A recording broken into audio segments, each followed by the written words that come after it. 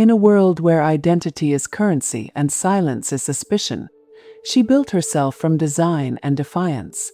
From the quiet streets of Melbourne to the blinding lights of Hollywood, Bianca Censori wasn't born into fame. She was designed for it. An architect by trade, an enigma by choice, a muse by fire. But behind every headline and every silhouette lies a woman rebuilding the blueprint of who she truly is. This is not the story of Kanye West's partner. This is the story of Bianca Censori, the architect who dared to construct her own freedom. Chapter 1. The blueprint begins.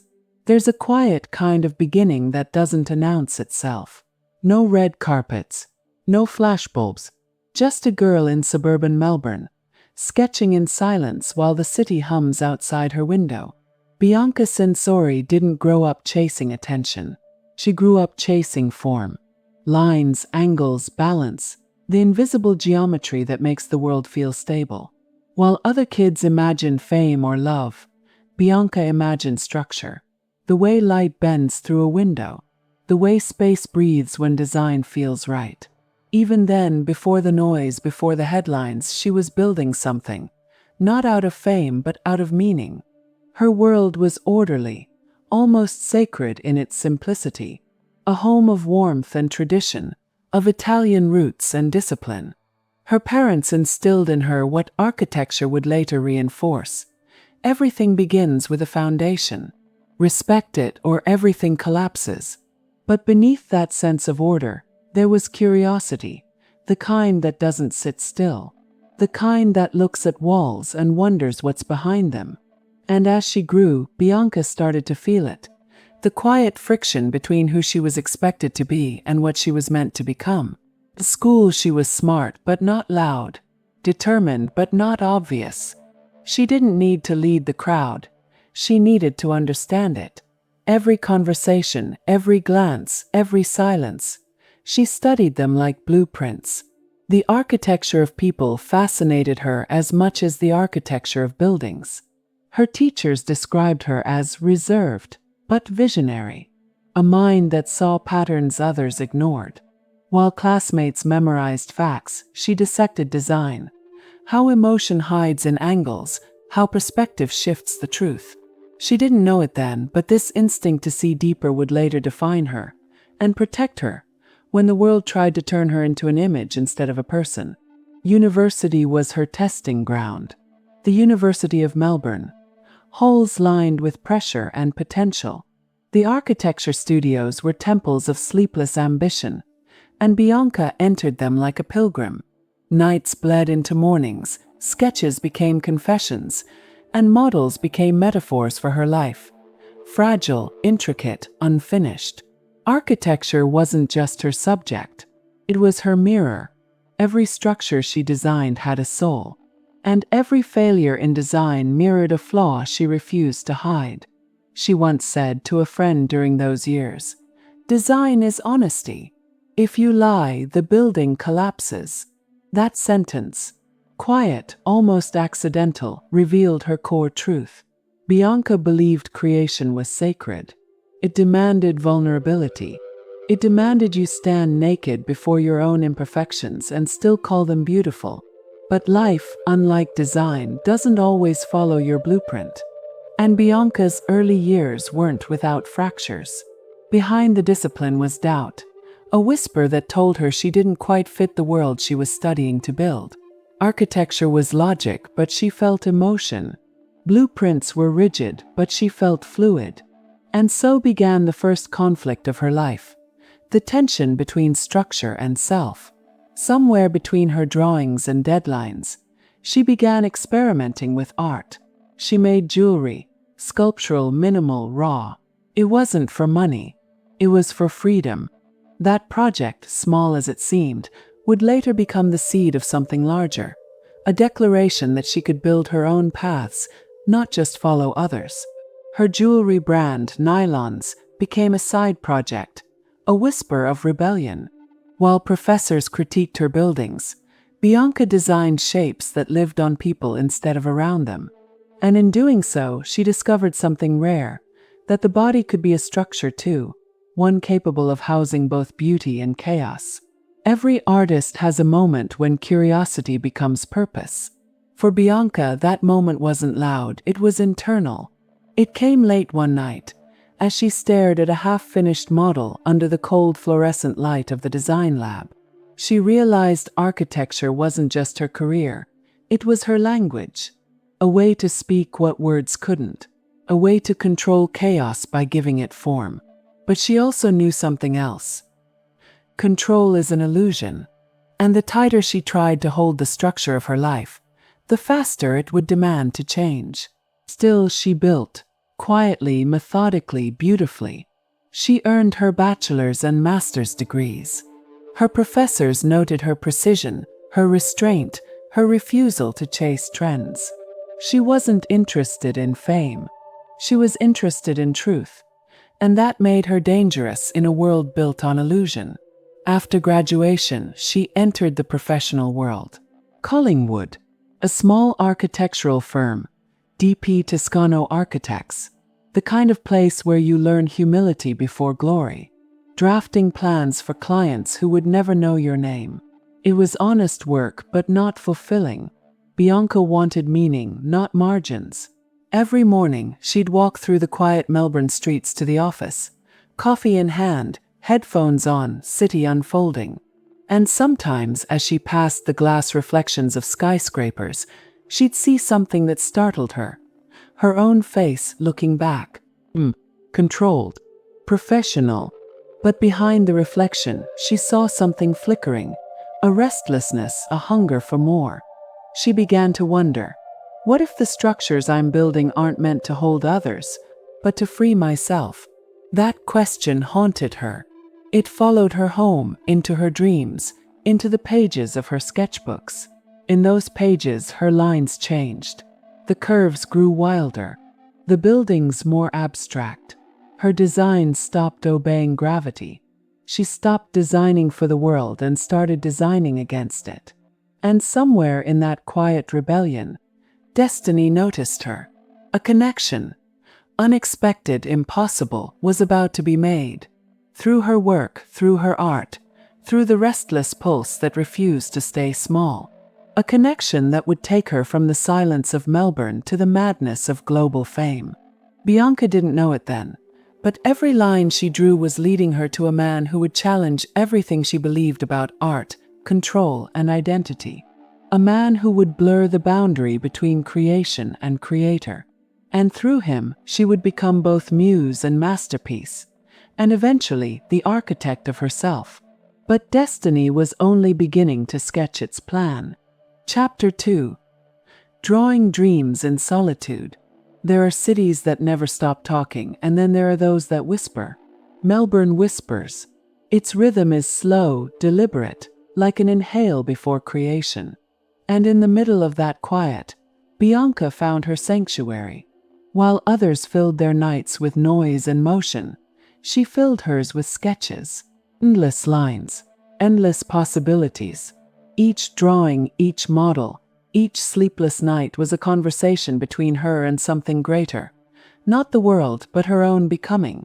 She rented a small apartment, modest, filled with notebooks, models, and the smell of resin and coffee. That's where her life took shape, not in grand offices or studios, but in solitude. There's a kind of alchemy in loneliness.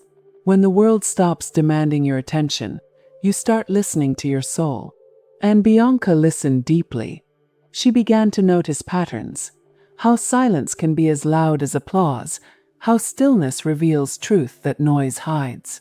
She studied everything: geometry, body language, light.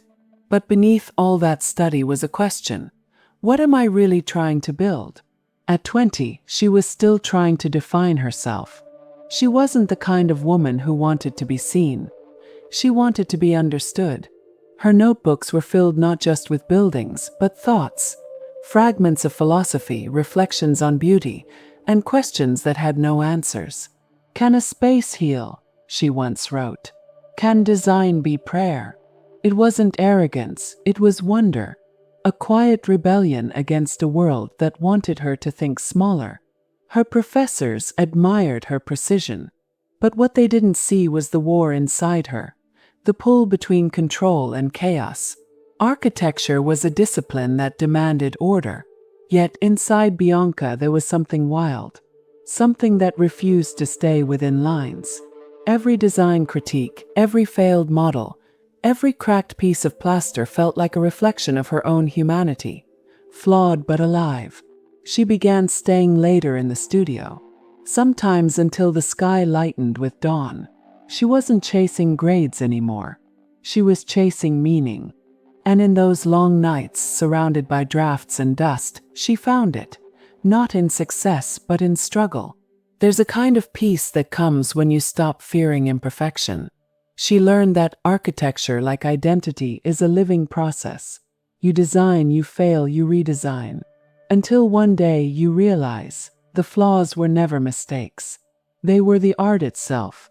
That realization changed her. She started to see beauty in what others discarded. An unfinished column, a shattered model, a crooked line, they spoke to her. They were proof that creation is human, that control is temporary, and that authenticity often looks like chaos from up close. One night, she stood at the studio window, watching the rain slide down the glass, tracing lines like tears across the city lights. It was in that moment that the idea arrived, quietly like a whisper. What if the body could be architecture too? It wasn't a literal thought. It was something deeper, the understanding that design could live on the human form, not just around it. That realization would change her path forever. Soon after, Bianca started crafting jewelry. Minimalist, structural, almost architectural in precision.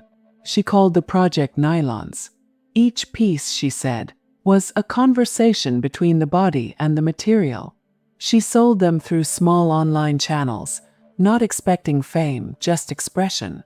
But in those small metallic forms, the curves, the symmetry, the tension, she found her language.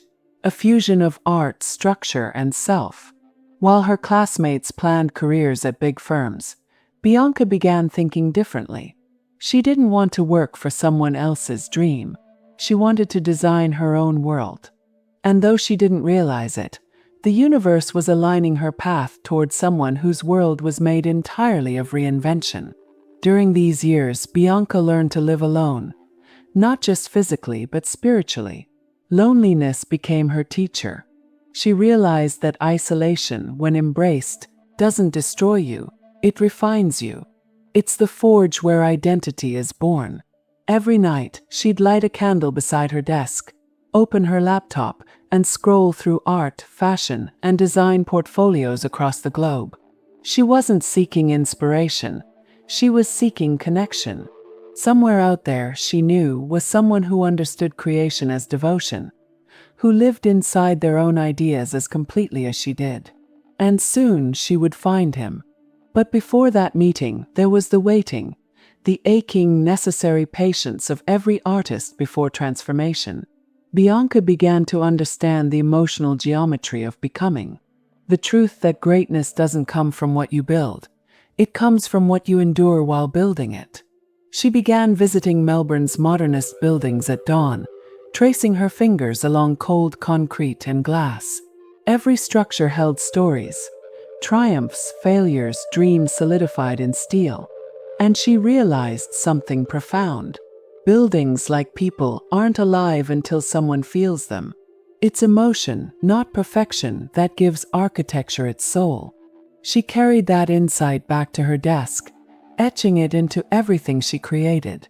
And soon, her designs began to change. They weren't neat anymore.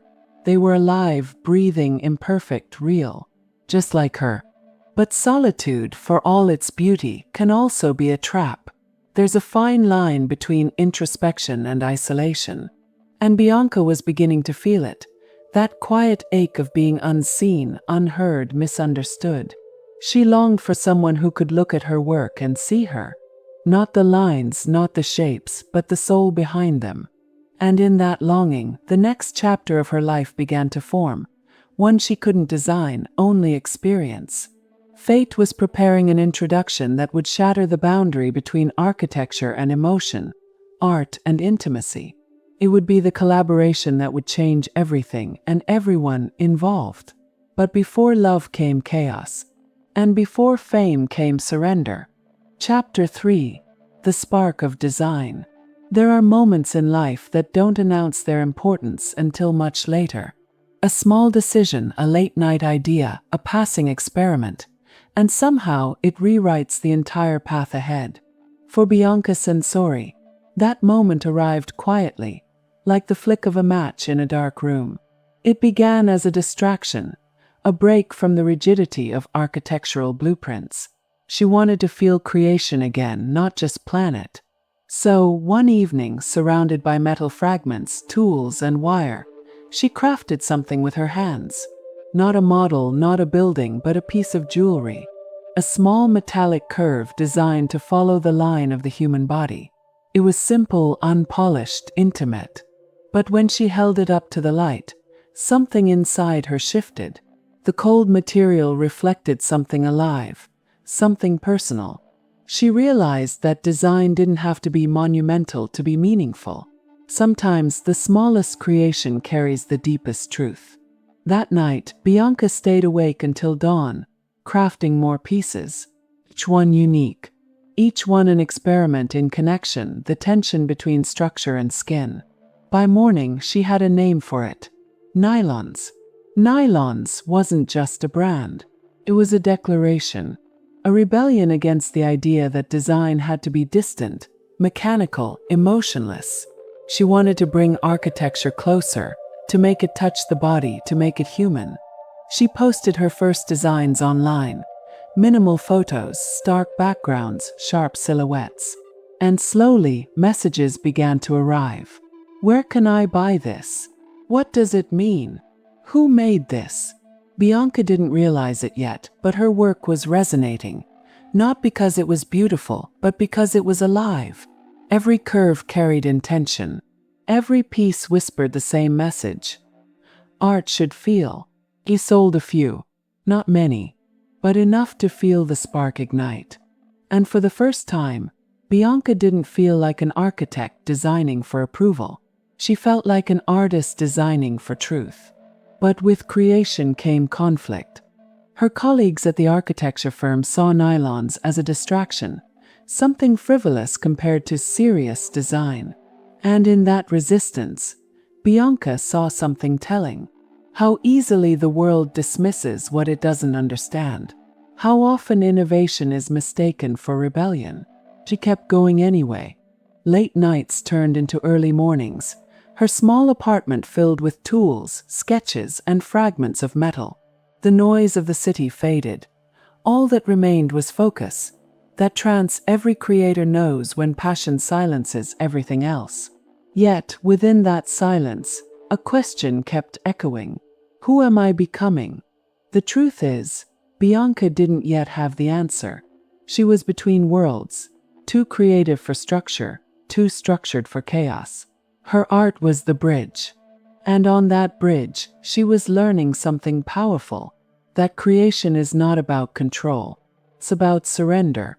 One afternoon, she took her jewelry to a small local gallery. The curator, an older woman with silver hair and eyes that seemed to read people, studied the pieces in silence. Finally, she said, "You don't make jewelry, do you? You make emotion you can wear." Bianca smiled, not out of pride but recognition. Someone had finally seen her. The gallery agreed to display her work. It wasn't a commercial success, not yet. But it was validation, a sign that her creations could live beyond her desk. And in that small victory, Bianca felt something awaken, a quiet, glowing conviction that she was meant to design not just structures, but experiences. She began to experiment more.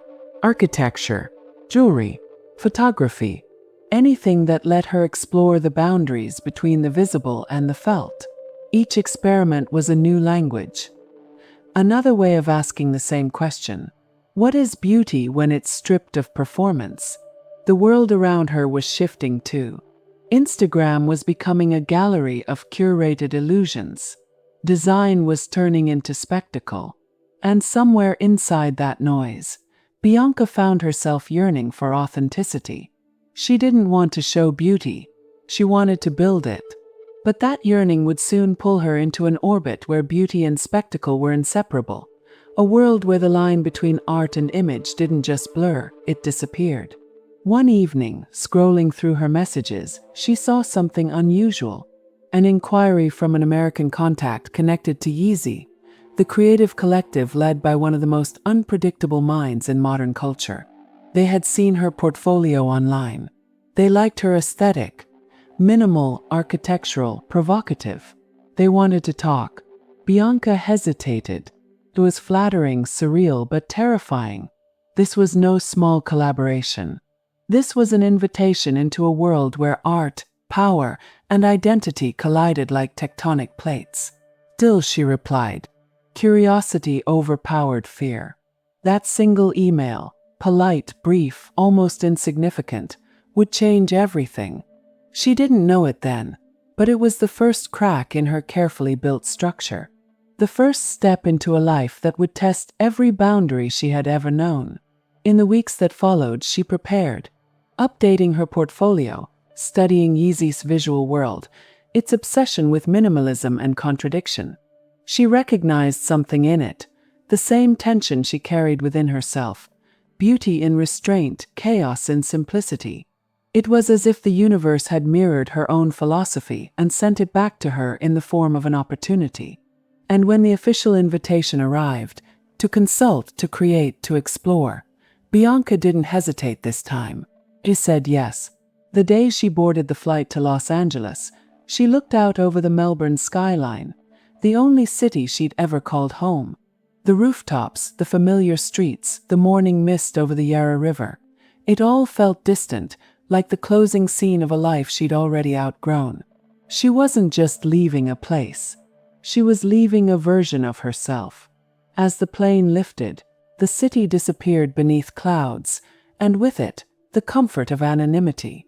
Ahead lay a world that would devour her privacy, challenge her identity, and redefine what it meant to create. She didn't know yet that the designs waiting for her weren't just clothes or spaces or objects. They were destinies. The architect was about to step into someone else's empire. But soon, that empire would become her mirror. Chapter 4. Between Structure and Spirit. Every creator has a moment when the world stops being small. For Bianca, that moment arrived somewhere between Melbourne and Los Angeles. Somewhere over the Pacific, suspended between the past she understood and the future she couldn't yet imagine. When she stepped off the plane, it wasn't just distance she felt. It was weight, the weight of possibility. A city that didn't sleep, a world that didn't whisper but shouted. And in that noise, she would need to find her own rhythm again.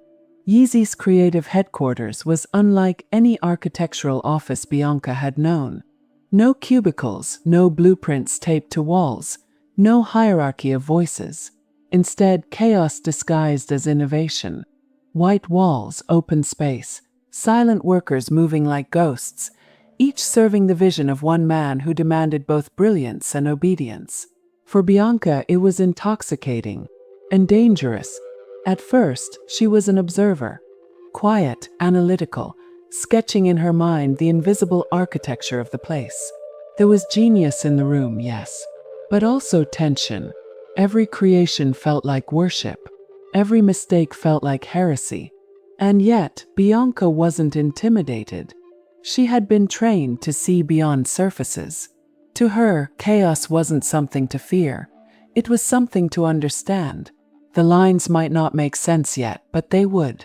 Every structure, even the wildest, follows a pattern. She began contributing small ideas: shape, silhouette, proportion.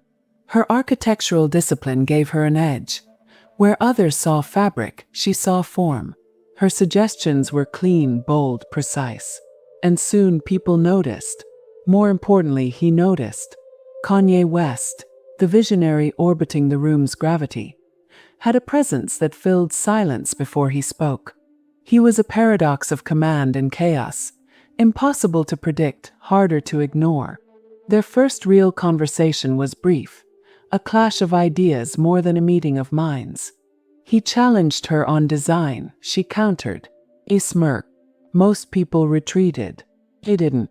That defiance, subtle as it was, became her signature. Over the next months, Bianca's influence grew. Her work merged architectural precision with minimalist rebellion, lines stripped of excess, beauty born from restraint. In the Yeezy ecosystem, where ideas burned fast and egos faster, Bianca remained still, deliberate, methodical, composed. It was her nature. The world moved like fire, she moved like stone. But under that calm, something was shifting. The chaos that once repelled her began to attract her, because within that chaos was freedom, the permission to unlearn everything she'd been taught. Architecture had trained her to follow rules. This world demanded she break them. And as she broke them, something within her began to bloom, something she hadn't known she'd buried. Instinct. At night, when the studio emptied, Bianca stayed. She walked the empty halls, tracing her hands over textures, lines, prototypes, searching for meaning beneath the noise. She wasn't designing buildings anymore. She was designing identity, her own. Somewhere in that solitude, she began to understand the silent marriage between structure and spirit. Architecture gave her discipline. Art gave her liberation. But what she truly craved was integration. To merge both halves, logic and intuition, form and feeling, into one coherent self. And maybe that was why she was drawn to him. Because Kanye, for all his contradictions, embodied that same duality, structure and spirit in collision. To him, she wasn't just another designer.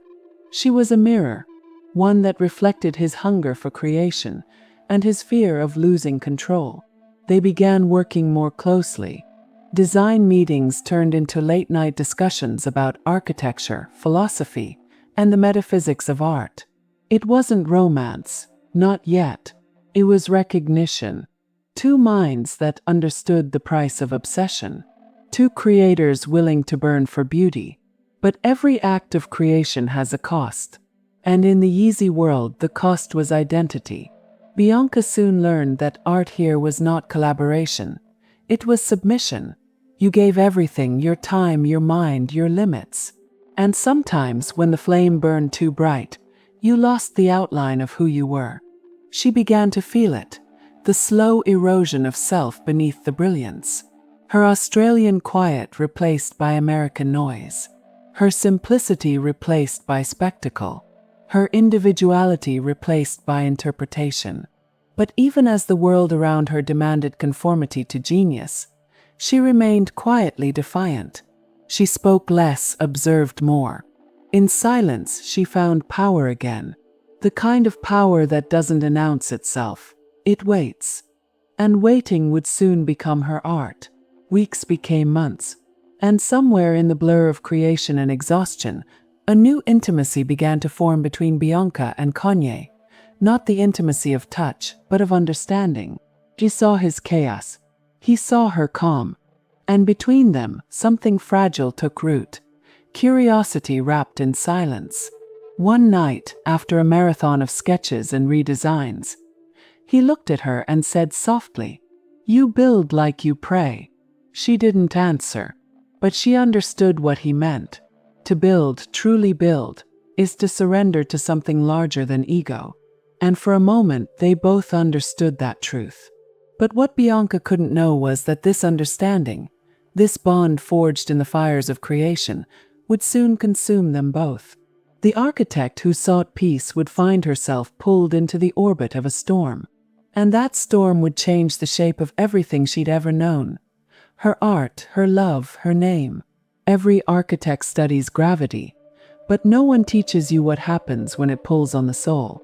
Chapter 5. The Yeezy Connection. There are moments in an artist's life when creation and destiny collide. For Bianca, that collision came disguised as collaboration. What started as design sketches for a brand would become the blueprint of her transformation. Inside Yeezy, work wasn't just work, it was ritual. Concept meetings blurred into experiments, experiments into performance. It wasn't a company. It was a living organism powered by obsession. And at its center stood Kanye West. Unpredictable, magnetic, brilliant, and exhausting. He didn't hire employees. He recruited believers.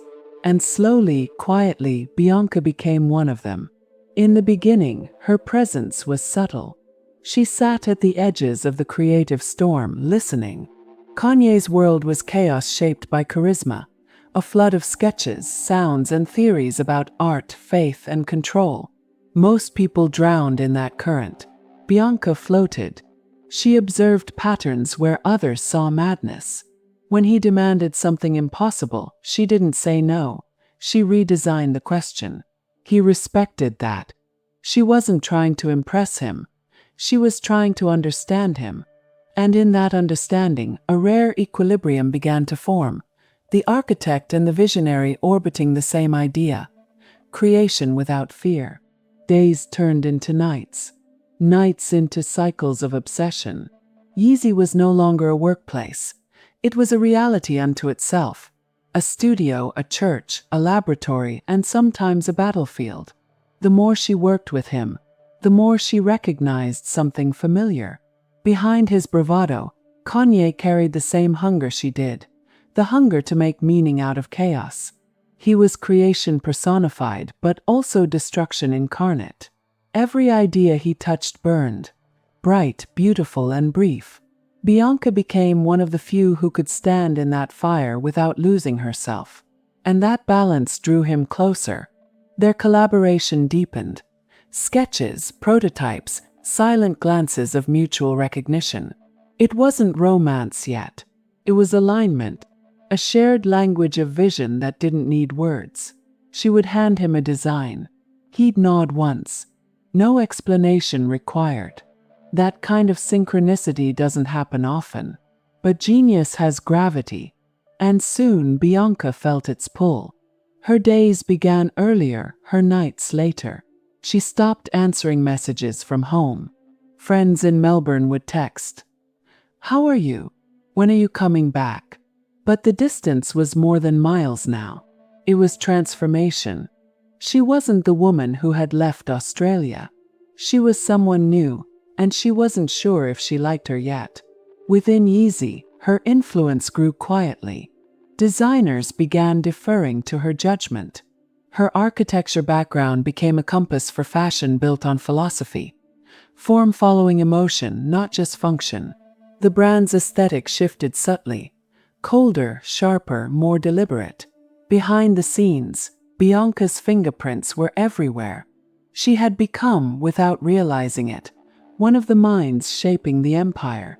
But every empire demands tribute. And the price was solitude. The more she created, the less she existed outside her work. Her name was whispered but rarely spoken publicly. She was present but invisible. A ghost in the machinery of genius. Still she stayed. Because deep down, Bianca understood something others didn't. To build something immortal, you must first disappear into it. And so she did.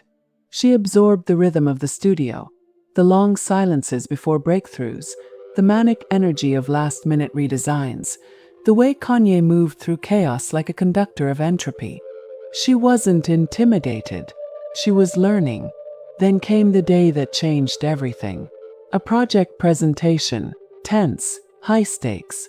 Dozens of designers, prototypes laid out like offerings. Kanye entered, silent, scanning the room. He dismissed idea after idea with a single shake of the head, until he reached hers.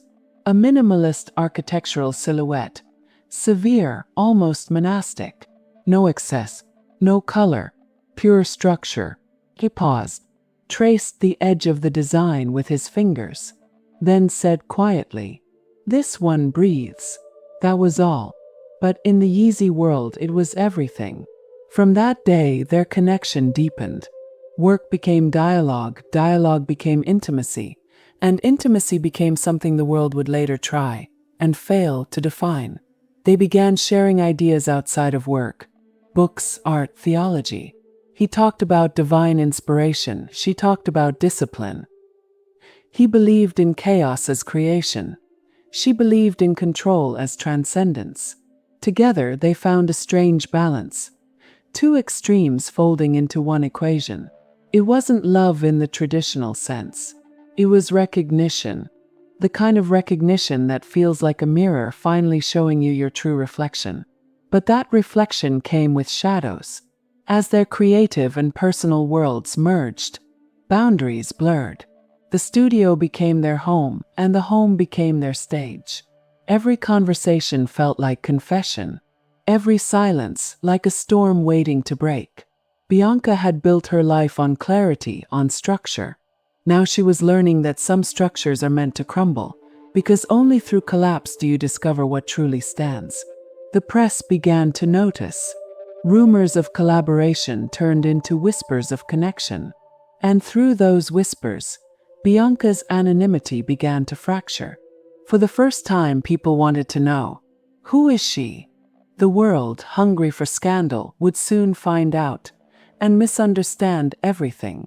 But before that wave hit, there was peace, a brief golden calm before fame's storm. Late nights filled with laughter and sketches, unreleased projects that blurred art, architecture, and philosophy. Moments when Bianca felt she had found it, the pure state of creation she'd been chasing since her days in Melbourne. But creation never comes without consequence. And every story built on passion must one day face exposure.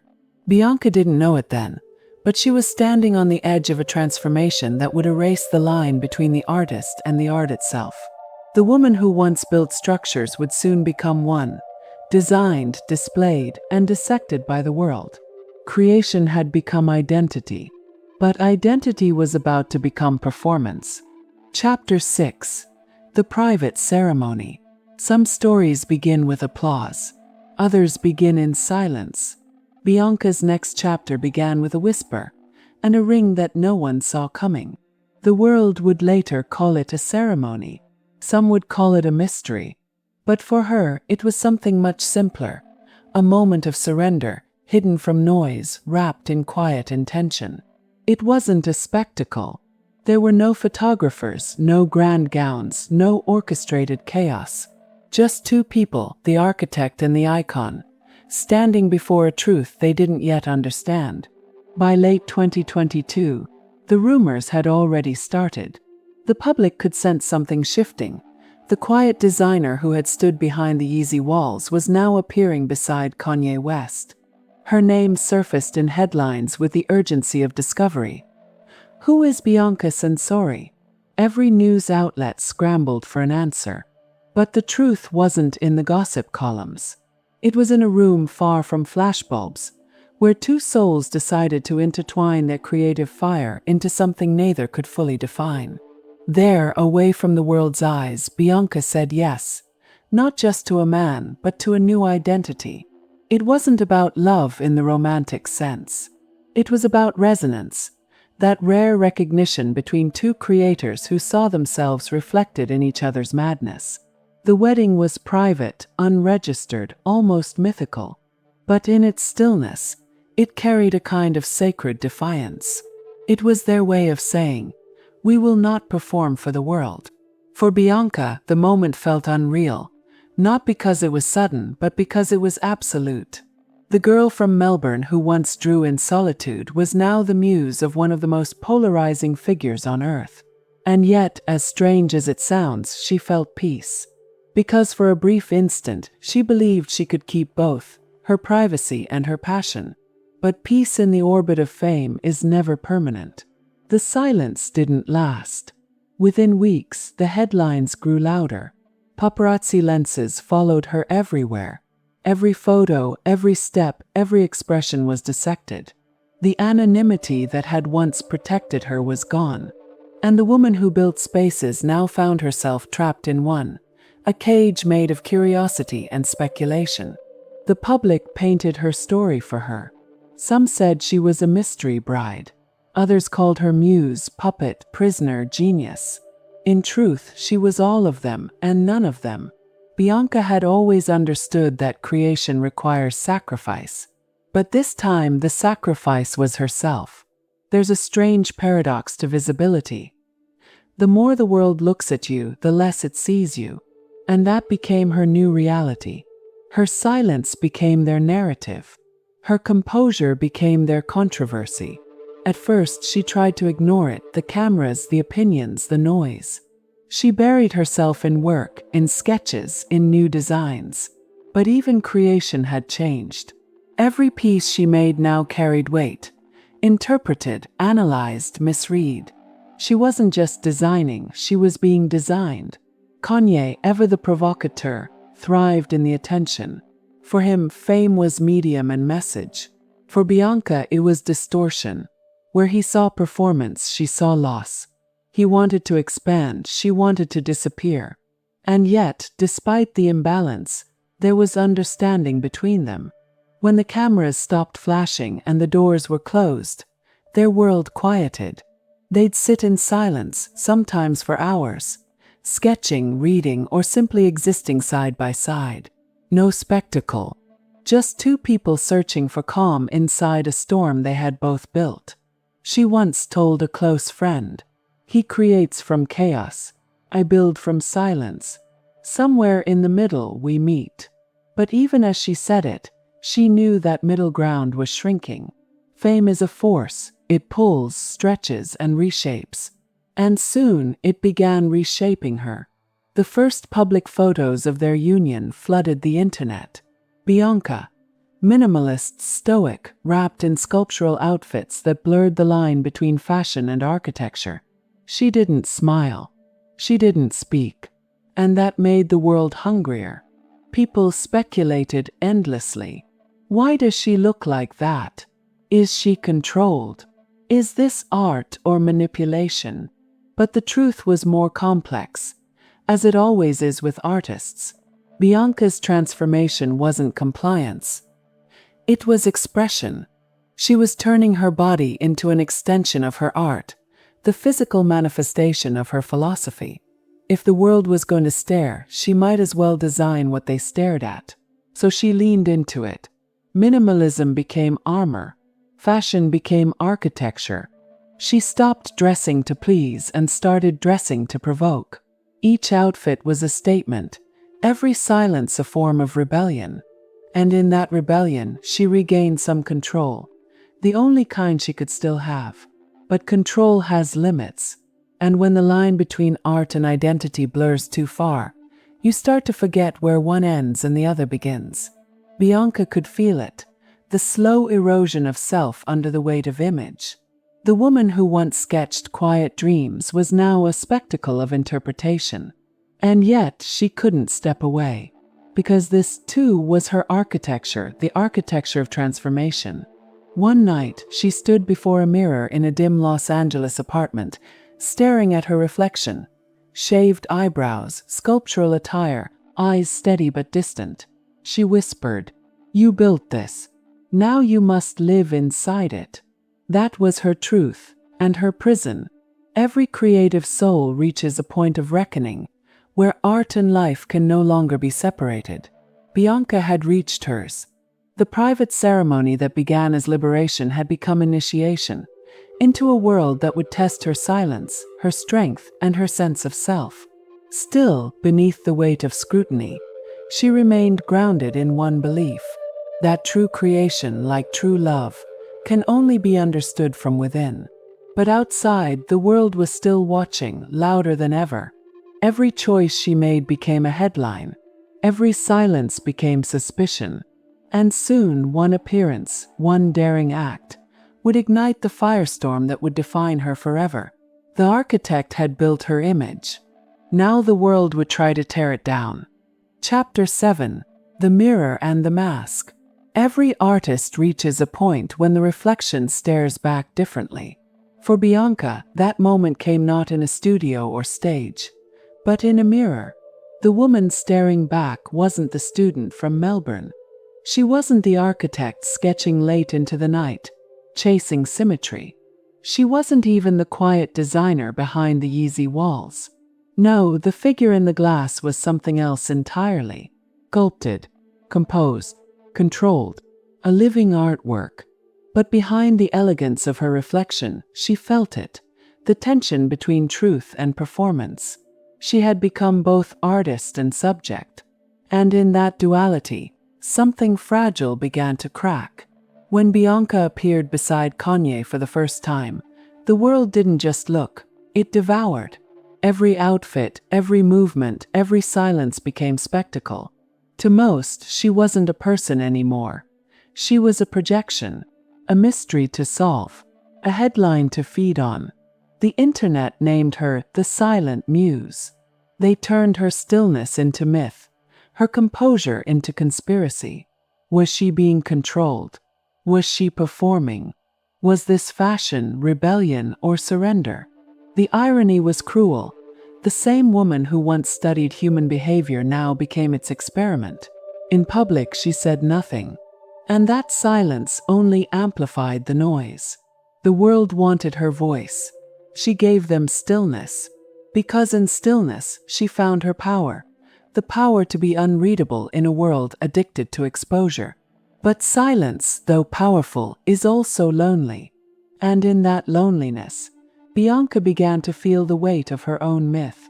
There were moments, brief, fleeting, when she'd catch her reflection in a shop window or the side of a passing car and not recognize herself.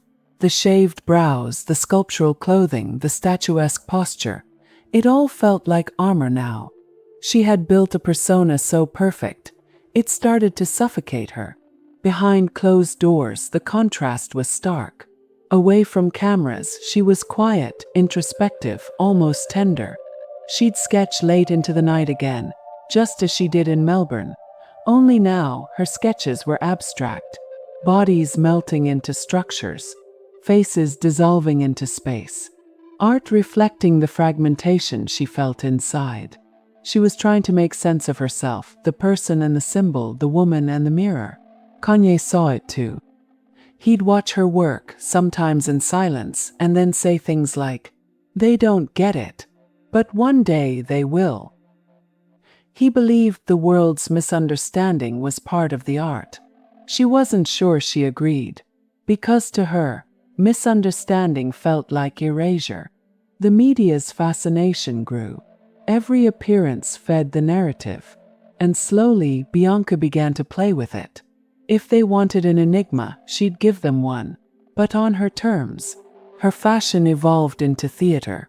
She designed garments that blurred boundaries, sculptural, fluid, sometimes almost alien. Her body became the architecture. Her silence became the manifesto. Every walk through a crowd was a performance. Not submission, but control. Still, even the strongest mask becomes heavy. And behind the curtain, Bianca's emotions began to fracture. Fame isn't a mirror. It's a distortion, and no one escapes unwarped. She began to dream of Melbourne again. The smell of rain on concrete, the quiet hum of trams, her parents' laughter echoing through a kitchen, memories like anchors, pulling her back to something real. But waking up, those memories felt like ghosts from another lifetime. The woman who once found peace in solitude now found isolation even in rooms full of people. In interviews, Kanye spoke boldly of God, art, and destiny.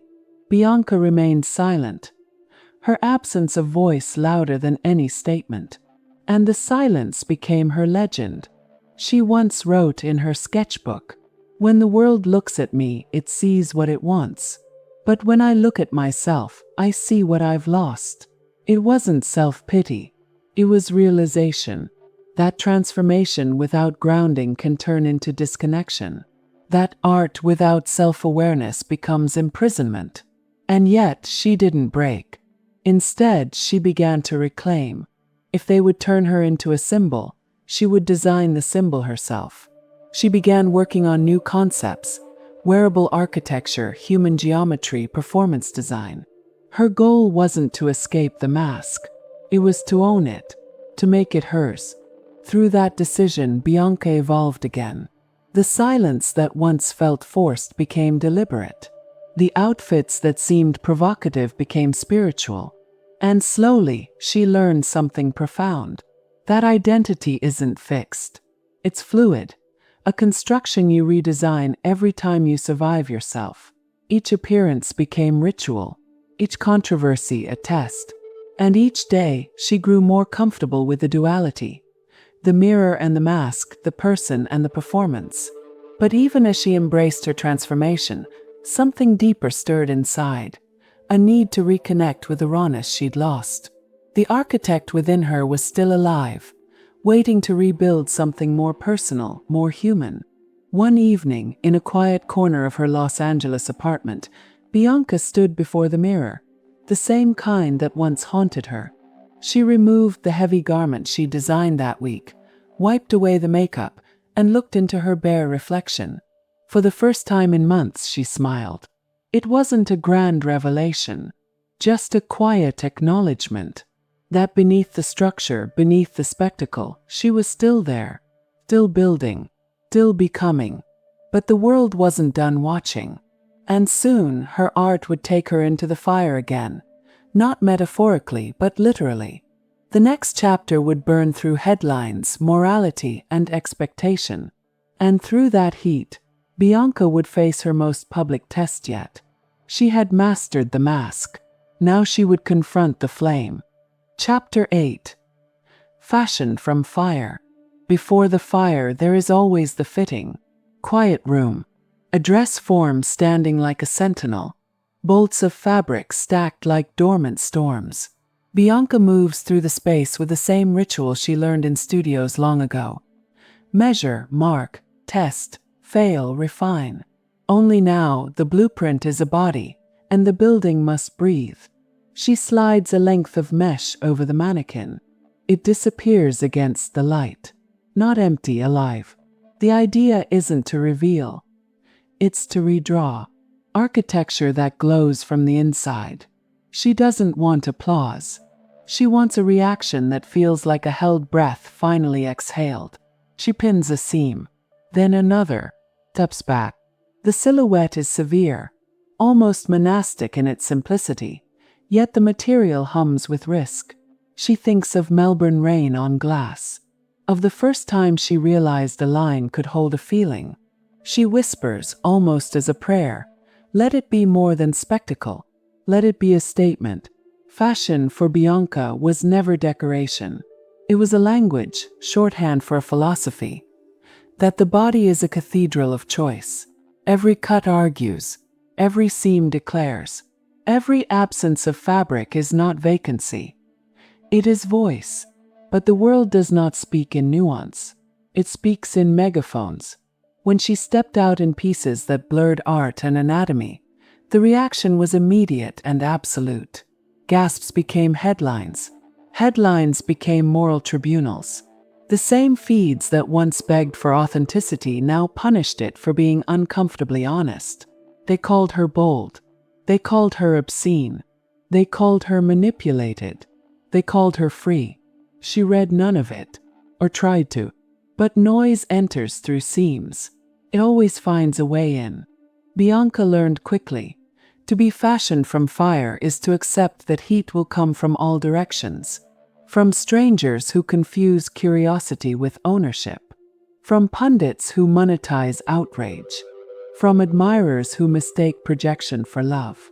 And from those closest to you, who fear for you because they remember the quiet person you once were. One message from home stops her. Are you okay? Is this really you?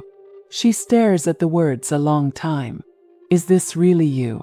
It is the correct question. Because transformation, while beautiful, can look like erasure from the outside. She types and deletes, types and deletes. Finally, this is me becoming. She doesn't press send. Not yet. Back in the atelier, the team debates a neckline by degrees. 2 centimeters forward, and the conversation changes from sculpture to scandal. She leaves the tape measure hanging, steps outside, and feels the California heat rise off the asphalt like a second sun. Heat that cleanses. Heat that exposes. Heat that forgives nothing. To the public, it looked like provocation. To Bianca, it was reclamation. For years, she had been a silent surface for projections. Wife, muse, mannequin, mystery. Now she would become author.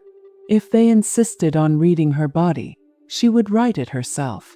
She drafts a private manifesto, never meant for publication, only for compass.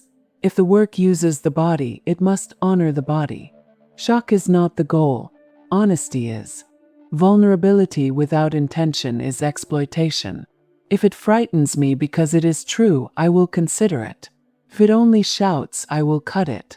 The list steadies her. With boundaries, flame becomes hearth. The next fitting is more dangerous. The garment is nearly invisible, supported by a lattice so fine it looks like light has learned to obey. Team is anxious. Security advises against it. PR crafts off-ramps, capes, coats, disclaimers. Everyone wants the art to live and the controversy to die. She listens. She hears love in their caution. Then she returns to the dress form and does what she has always done. Edits for meaning. She raises the line at the sternum 1 inch. Strengthens the straps. Barely perceptible. Adds a quiet geometry to the waist that reads as intention, not accident. Now the piece is less about skin and more about structure. Less cry and more thesis. The difference is microscopic and monumental. On the night of the event, the corridor to the stage is cold and loud. Lights swarm like metallic insects. In the monitor, ridiculous laughter. Then sudden silence as cameras find her. The coat over her shoulders is an argument she hasn't decided to have yet. A hand, firm, familiar, touches her elbow. "You don't need the coat," a voice says. Not command. Dare. She inhales. The coat weighs less than a kilogram and more than memory. She unhooks the clasp, lets it fall. The corridor inhales with her. She steps forward. The flash doesn't feel like light. Feels like collision. Crowd. Shock turning liquid. 1,000 judgments taking shape at once. And beneath all of it, a surprising calm. Because while the world is seeing her now, she is seeing the room. She reads posture, registers breath, measures impact not by screams but by stillness. Architects are trained for load. She counts 1, 2, finds her footing inside the quake. The dress holds, the woman holds, the moment holds. When she turns, she catches herself in a mirrored panel. For an instant, the image separates. The persona in front, the person behind. Then they stitch clean without scar. She does not smile. She does not flinch. She simply exists, fully authored for the first time. Backstage, hands rush toward her with blankets and questions. "Are you okay? Are you sure? Did you mean?" She nods. She drinks water. The adrenaline leaves like a tide, and in its wake comes a quiet grief she doesn't expect. Not regret, grief. For the privacy that cannot return. For the version of herself that will now live mostly in memory. She lets herself feel it. Then she writes one line in her phone notes. "I chose the fire. Let me become the light." The backlash arrives before midnight. Clips loop. Angles lie. Think pieces sprout like weeds. Some defend her as a revolutionary of autonomy. Others condemn her as a symptom, a puppet, a problem. A host on late-night TV makes a joke where a question should be. A panel debates her body as if it were public property. She scrolls for a minute, then stops. She will not study a mirror made to distort. In the days that follow, something unexpected happens. A flood of private messages, quiet, earnest, unshareable, arrives from women and men who have been punished for choosing visibility, for nominating themselves as authors of their own outlines. Not all agree with her art. Many don't. But they recognize the cost of stepping into a room that prefers you edited. "Thank you," one reads. "Not for the dress. For the choice." She answers that one. Gracias por la intention. It is the only reply she sends. Meanwhile, inside her orbit, concern hardens into control. Calendars tighten. Approvals multiply. Security updates its language from safe to acceptable. She hears the shift. The world wants her to be daring, until daring threatens the fences around it. She must now navigate a narrower hallway, and she knows it. Every next choice will be graded against the last. So she returns to the word that saved her in studios and storms alike. Intention. She meets with her small team. They lay all the recent looks on a wall, printed, pinned, unflinching, not to relitigate the past, but to chart a philosophy for the future. Where does risk serve meaning? Where does it merely serve noise? What does the next architecture of her body say? About agency, about faith, about the self that persists when cameras leave. One by one, they pull down anything that shouts without saying. What remains is bolder and quieter at once. The apartment. Cities sound like a faraway sea. She sits cross-legged on the floor with a sketchbook open to a blank page. The page does not blink, does not gossip. It does not question the right of a woman to decide her own outline. She draws, not a garment but a diagram, a circle labeled self, a square labeled structure, a flame labeled meaning. She overlaps them until a new shape appears where all three meet. She writes beneath it. Only here. She didn't know it then, but this was the lesson the fire gave her. Provocation without purpose consumes. Provocation with purpose converts. Heat into light, noise into note, spectacle into scripture. The next chapters will test whether she can hold that line while the world tries to redraw it for her. For now, she closes the sketchbook and allows herself one long, unguarded breath. The kind you take in a chapel or a studio or a dressing room before stepping through a door that will not open twice. She has walked through flame and learned to keep the architecture intact. But heat doesn't only forge. It warps control. And the more she authors herself, the more the world will try to hold the pen. Chapter 9. Control and Chaos. Control was always her language. Blueprints, angles, proportion, predictability. For years, Bianca had believed that control meant peace. But peace, she was learning, could also be a cage. After the fire of public attention came the quiet, that strange silence that follows shock. The world had seen her, dissected her, judged her. And now, it waited to see what she'd do next. Every designer knows. After the explosion comes the architecture of aftermath. Inside her studio, Bianca began rebuilding herself through ritual. Every morning she made tea the same way. 1 spoon of honey, 2 minutes steeping, clockwise stir. Every night, she sketched for exactly 1 hour before sleep. Shapes of motion trying to become stillness. Routine became rope, the thread that kept her from unraveling. But the truth was simple. Control had become survival, and survival is not peace. Within the walls of her relationship, control and chaos began to blur. Kanye's world spun faster.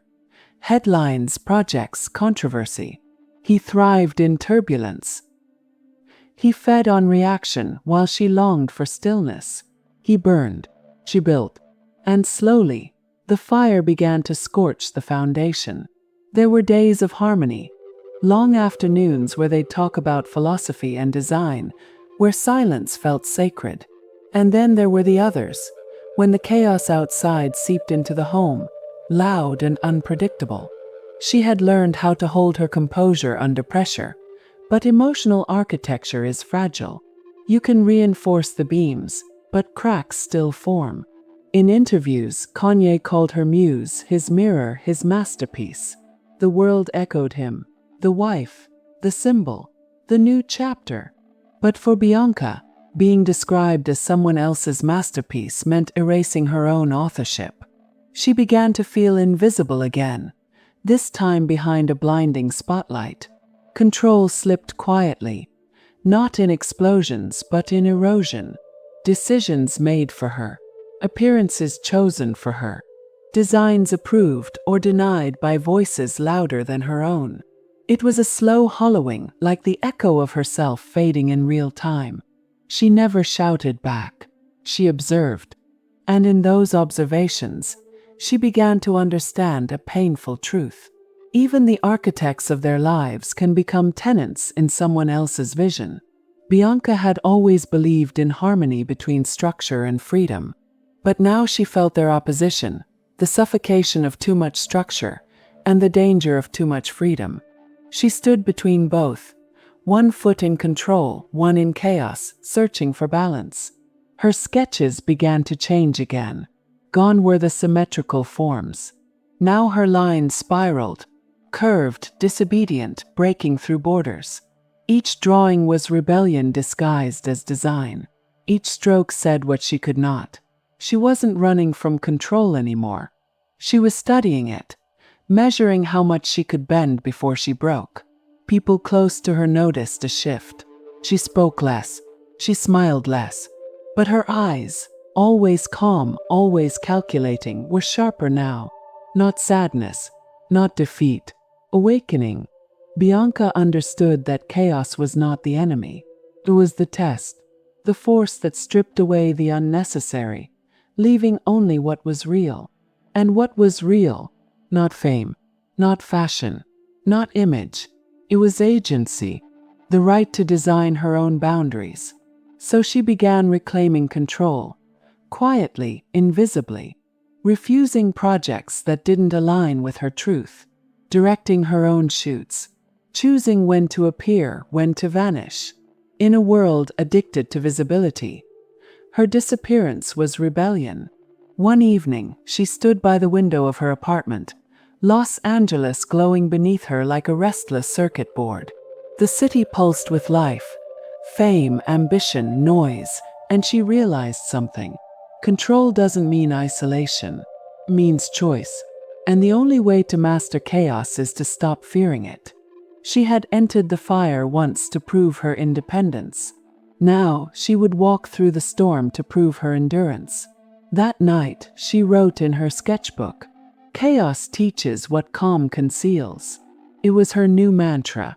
In the following weeks, Bianca started designing again, but this time the work was different.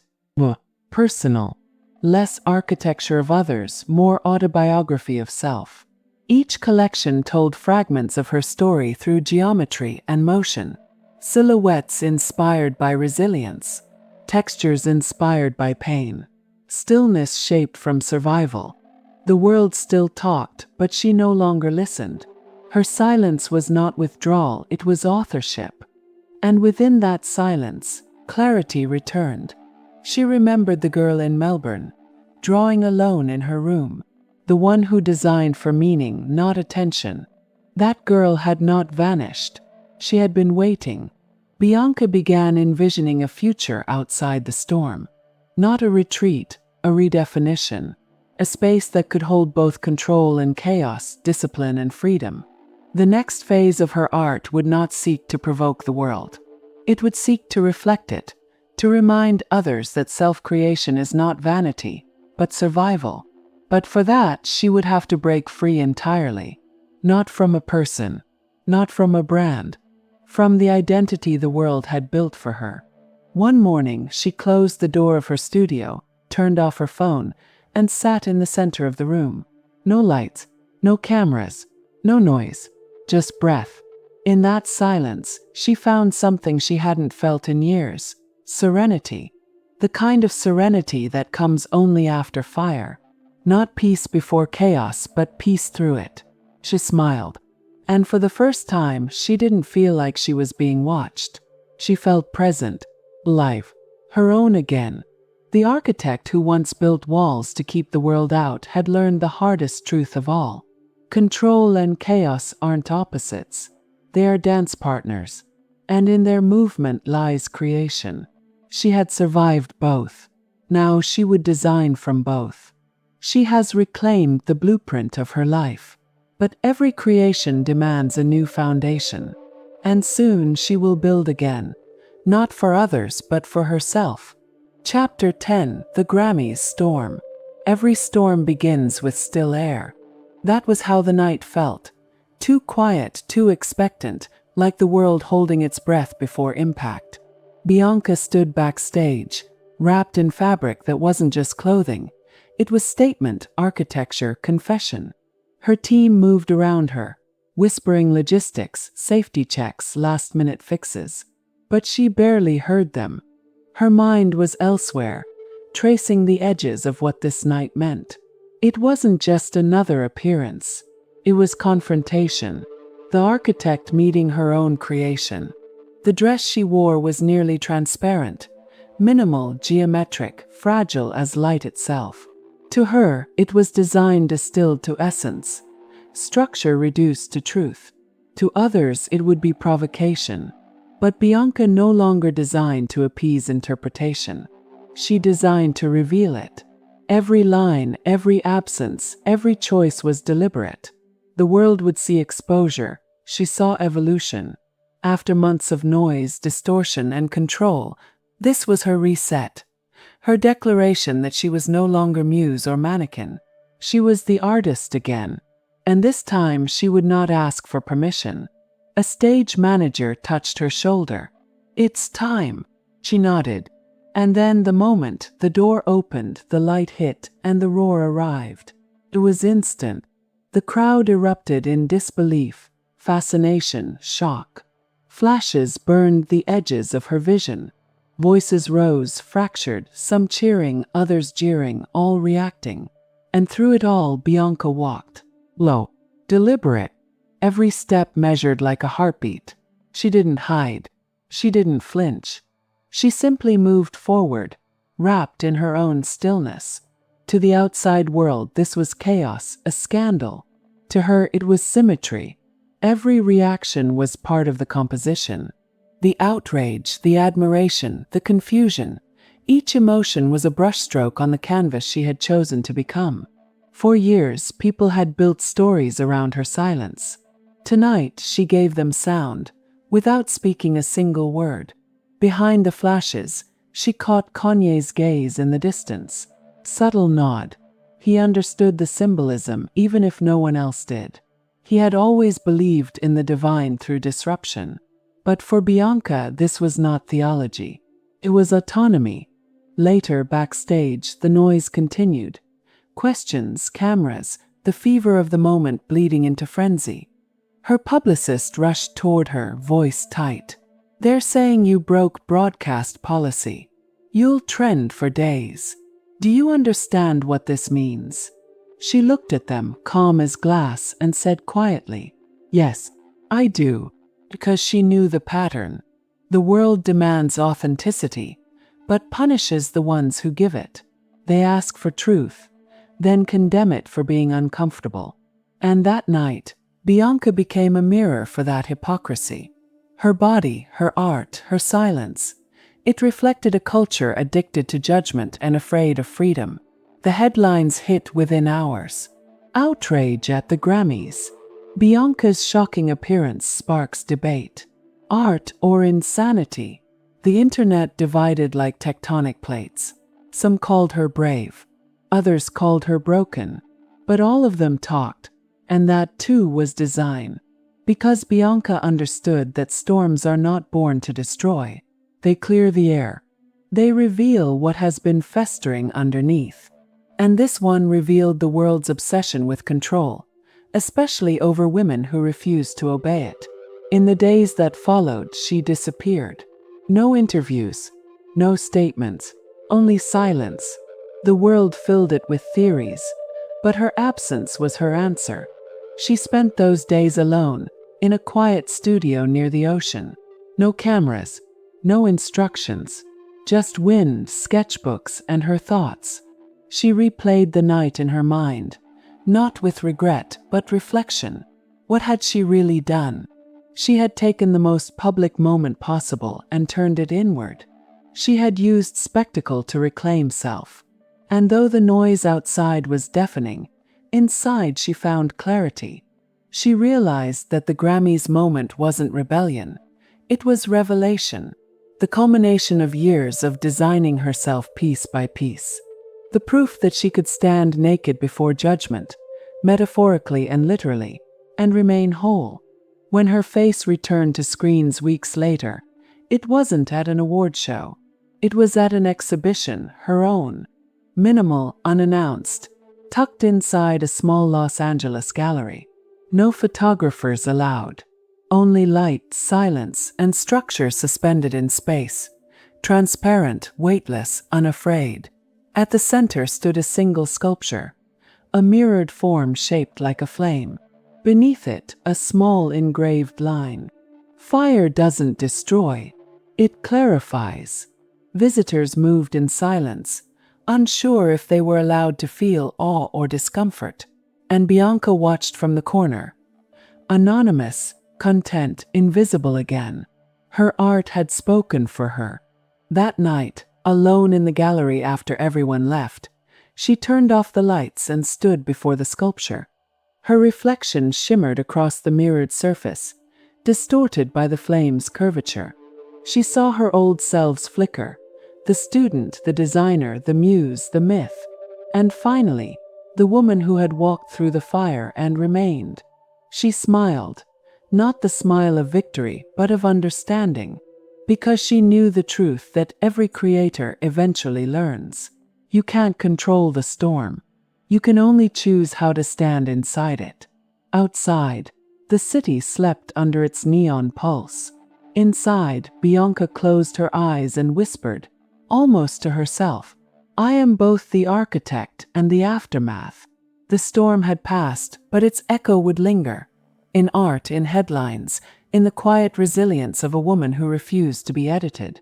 The world saw the storm, but she saw something else rising from its ashes.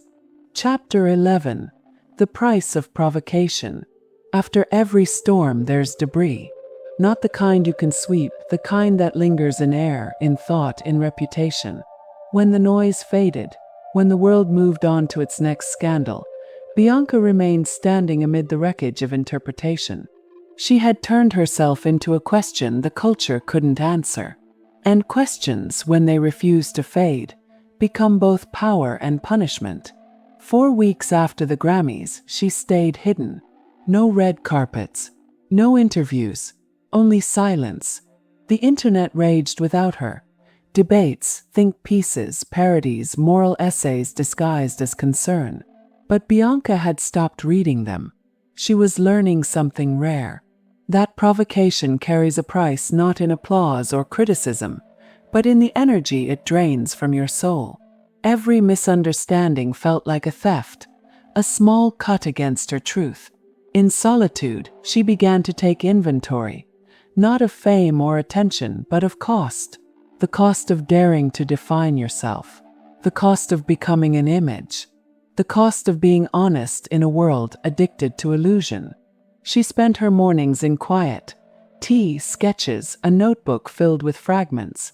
One entry read, "Art that provokes must also protect." The question is, can I protect myself? It wasn't fear that haunted her. It was exhaustion. She had poured herself into creation, but creation had poured her into the world. And the world, once again, had claimed ownership of her narrative. People online debated her body like architecture, measuring, judging, dissecting. Her art had been stripped of intention, turned into content. That was the true violence of modern fame. It consumes meaning faster than you can make it. Yet amid the chaos, a smaller current was forming. Quiet, unassuming, but powerful. Messages from artists, designers, and ordinary women around the world. Some angry, some inspired, most confused, but all thinking differently. They were asking new questions. What is ownership of the body?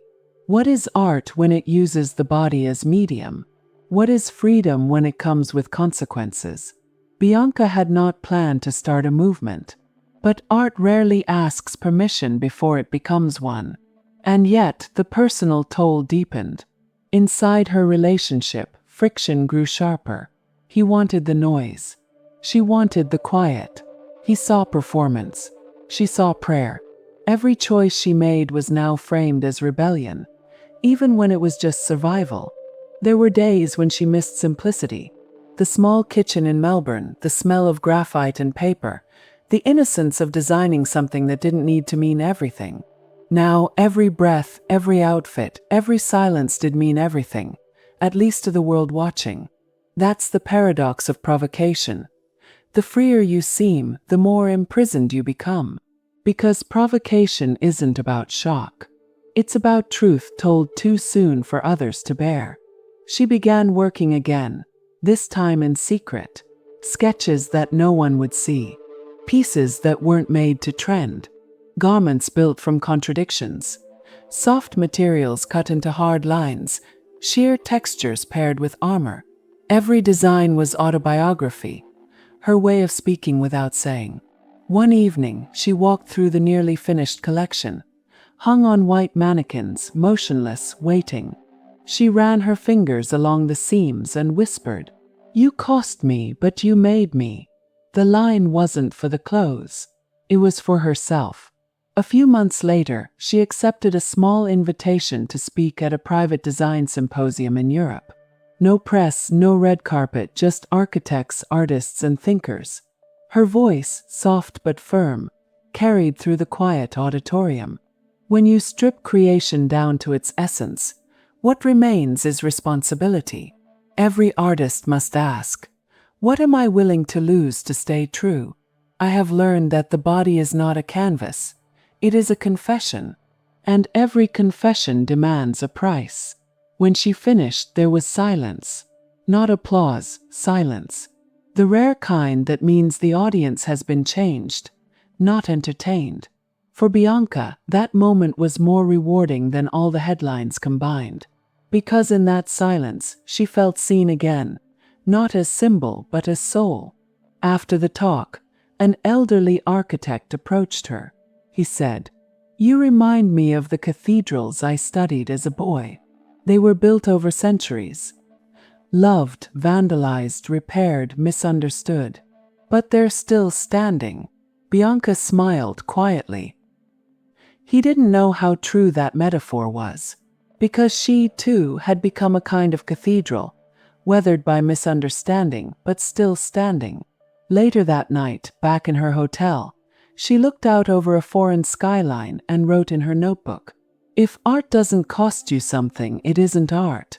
But the payment should always lead to freedom, not fear. It was both warning and mantra. She was beginning to understand the deeper architecture of provocation, not as scandal, but as transformation. To provoke is to awaken. To awaken is to unsettle. And to unsettle the world is to carry its discomfort on your back until it learns to see. Yes, she had paid the price. But through that price, she had purchased something priceless. Clarity. In the weeks that followed, Bianca began laying the groundwork for her own label. Not a fashion brand, but a philosophy. A space where art could exist without apology, and creators could be human without explanation. It would bear only one word, Bianca. Not as ego, but as essence. The woman who had once been an accessory in someone else's empire was now constructing her own. And this time it would be built on truth, not performance. The world would still talk, still project, still misunderstand. But Bianca no longer needed to correct it. She had learned the price of provocation, and she had paid it in full. Now she was free to design what comes after the fire. Every masterpiece demands sacrifice, but not every sacrifice must end in loss. Chapter 12. Behind the glass walls. The world sees through glass, but never beyond it. That was the lesson Bianca learned in the months after the storm. The chaos had faded. The headlines slowed. The noise of public obsession moved on, hungry for its next story. And in that vacuum of silence, Bianca found herself standing in the middle of her own reflection, literal and metaphorical, surrounded by glass walls. Her new studio was nothing like the old ones. No grand architecture. No chaos of assistants or flashing lights. Just light. Windows that stretched from floor to ceiling, catching every movement of the sun. The walls were transparent, but they held peace instead of pressure. It was here that she began again. She didn't design for spectacle anymore. She designed for stillness. Her sketches no longer shouted, they whispered. They spoke of resilience, of quiet rebellion, of strength that didn't need to be photographed. There was something sacred about this chapter, an atmosphere of deliberate calm. Each day she would arrive before sunrise, barefoot, her sketchbook under her arm. She'd sit in front of the glass, watching the sky shift from gray to gold. And as the world woke up, she'd draw. Not buildings, not garments, but essence. Through those drawings, she began mapping a new kind of architecture, one made of honesty, design stripped of ego, form born from feeling. This was not about fashion anymore. It was about truth. The glass walls reflected her as she worked, a reminder that visibility doesn't have to mean vulnerability. Transparency could be chosen, not forced. For the first time, Bianca felt in control of her own reflection. But even peace has shadows.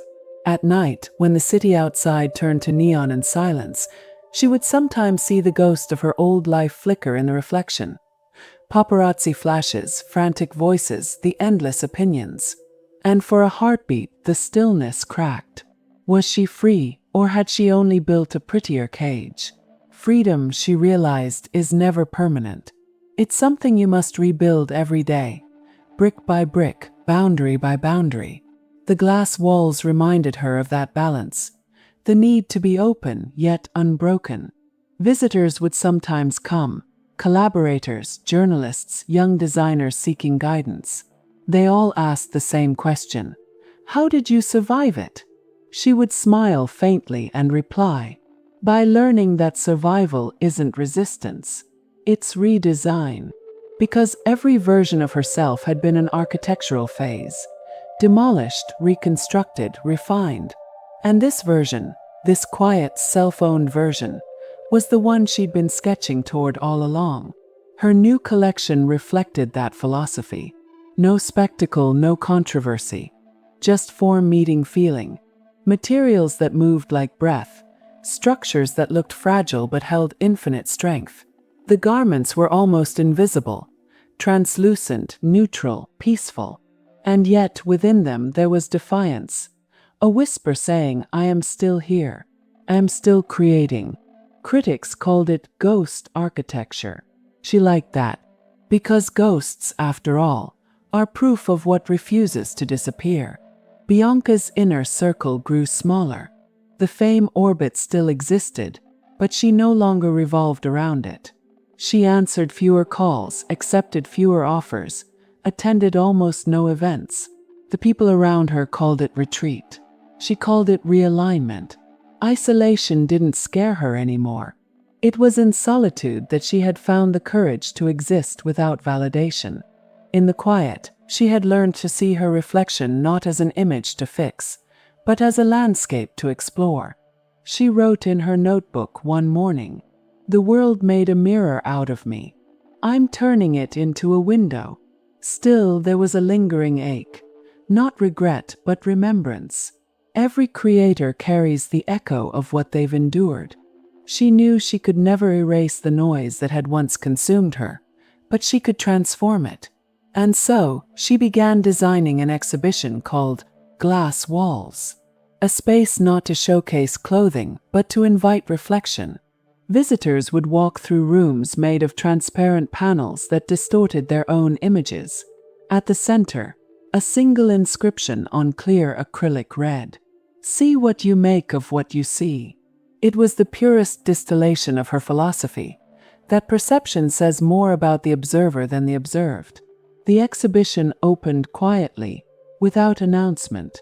And yet, the world came anyway, drawn by curiosity, reverence, confusion. Critics called it a meditation on self-construction. Others called it atonement. Bianca called it freedom. She stood in a corner on opening night, unseen, watching people confront their reflections in the shifting glass. Some smiled, some frowned, some looked away. And that was the point. Every reaction was design. Later that night, alone in the empty gallery, She placed her palm against one of the glass panels. Her reflection pressed back. Older now, quieter, clearer. She whispered, "This is what it means to build yourself, to live transparently without asking for permission." For the first time, she didn't feel like she was performing. She felt like she was home. Outside, the city lights shimmered across the surface of the gallery glass, each reflection bending into infinity. Bianca smiled faintly. She no longer feared what the world saw, because the woman behind the glass no longer needed to hide. Every structure reflects its architect, but only few dare to live inside their own design. Chapter 13: The Return to Flesh. Every artist reaches a point when ideas are no longer enough, when the mind has built too much, and the soul begins to ache for something simpler, something alive. For Bianca, that moment arrived like a whisper. "You've built your walls of glass. Now step outside." After months of solitude, she found herself craving texture again. Skin, fabric, sound, touch. Not in the spectacle of fashion, but in the human sense of connection. The body she had turned into art was still a body, one that wanted to feel, not just symbolize. It began with something small. Walking barefoot across cold stone. The way the floor's chill grounded her. The way her breath fogged the window as morning light stretched across the studio. She realized she had spent years creating symbols of humanity without truly living it. And so, she made a decision, not to return to the world of noise, but to return to herself. She called this next project Flesh. Not scandal, not spectacle, just truth in its most human form. The sketches were different this time. Curves instead of angles, motion instead of structure. She was designing for imperfection, because perfection, she now knew, was the most deceptive architecture of all. The concept was simple: clothing that moved like skin, that aged, that wrinkled, that adapted. Pieces meant to be lived in, not just looked at. Each garment carried evidence of its creation. Stitches visible, threads loose, textures uneven. Bianca called it the art of becoming. Her assistants didn't understand at first. "This isn't the Bianca people expect," one said. She smiled softly and replied, "That's the point. Expectation is a wall. I'm building doors." The first fitting felt different. Gone were the mirrored rooms and blinding lights. No stylists, no cameras. Just Bianca and a model, a young woman with nervous eyes, standing in quiet anticipation. As Bianca draped the fabric over her, something shifted. The garment wasn't commanding. It was listening. It shaped itself to the person, not the other way around. And as she adjusted the final seam, Bianca realized she wasn't designing clothing anymore. She was designing permission. Permission to be seen without perfection, to exist without explanation, to breathe inside your own form. When Flesh debuted, it wasn't a show. It was an experience. A circular room, candlelit, where models moved slowly among the audience. No music, no narration, only the sound of breathing. Each piece carried a small handwritten note inside the fabric, unseen but felt. They read things like, "The body is not decoration. Freedom wrinkles. To live is to stretch."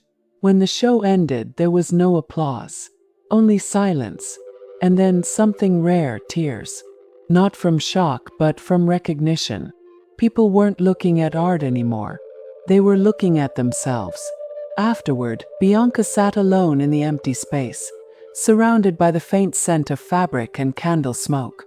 Her phone buzzed with messages, but she ignored them. For the first time, she felt full, not from attention, but from truth. She looked down at her hands, scarred from pins, ink-stained, imperfect, and smiled. These hands had built cages and cathedrals, spectacles and silences. But tonight they had built something closer to salvation. The following morning, she walked along the beach. The sand was cold, the water rough, but she waded in anyway. Each wave erased her footprints before she could look back. It reminded her of something she'd once read in a philosophy book. Creation is not leaving something behind. It's learning how to disappear gracefully. The ocean became her new studio. Endless, imperfect, alive. She began collecting fragments. Shells, driftwood, glass smoothed by salt. These would become part of her next project. Not fashion, not architecture, but reflection. She planned a final exhibition. The return to flesh. No mirrors. No mannequins. Only living people. Unposed, unfiltered, moving freely through light. Each participant wore a plain linen garment that aged and stained over time. The message was clear. Nothing pure stays untouched, and that's what makes it beautiful. When the exhibition ended, Bianca stood quietly by the exit. A young woman approached her, tears in her eyes. "Thank you," she said. "You made me stop hating my reflection."